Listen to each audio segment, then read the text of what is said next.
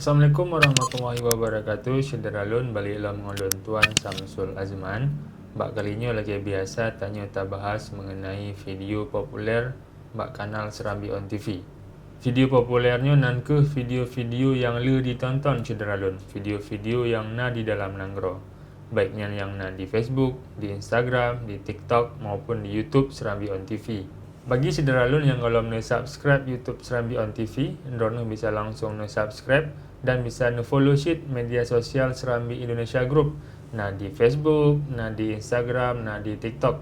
Syederalun lagi biasa dalam minggunya nah padum-padum boh video populer ataupun yang viral yang pun mengenai Inong Asai Cala PD ditemu dalam kondisi sedih di Malaysia. Cidro Inong Asai Cala Kecamatan Indrajaya PD jit ke korban perdagangan manusia di Malaysia. Gopnyan mentema perlakuan yang hanaget dari majikan selama lebih kurang 13 tahun Syederalun. Nan inongnya nan ke WD.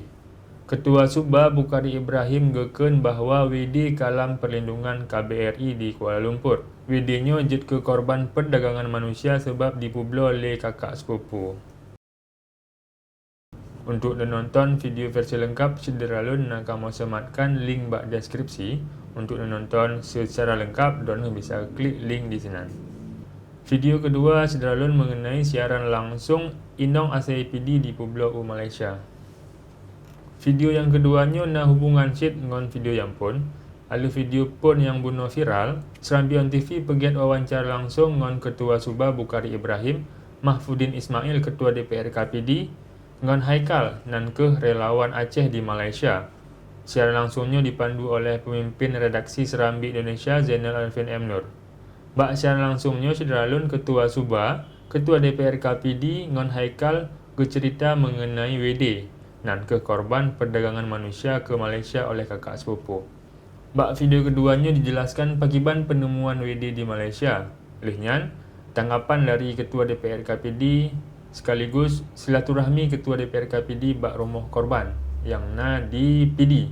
Untuk menonton video secara langsung secara lengkap, nah kamu sematkan cit link bak deskripsi, drone bisa klik di link sinan untuk tepe pakiban informasi dari awal sampai informasi terupdate mengenai penjualan Inong PD di Malaysia.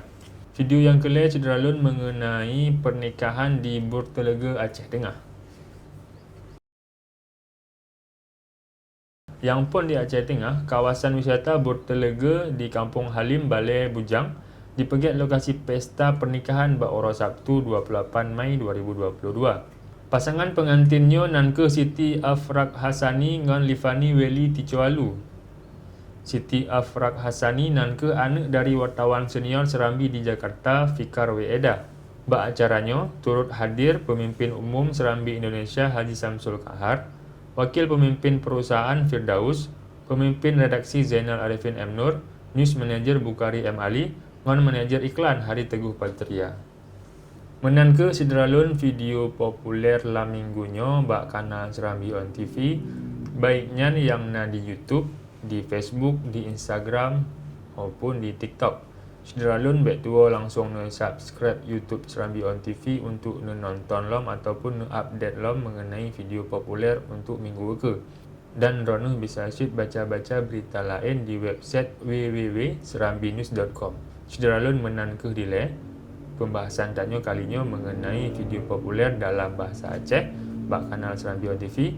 Lun Tuan Samsul Azman. Wassalamualaikum warahmatullahi wabarakatuh.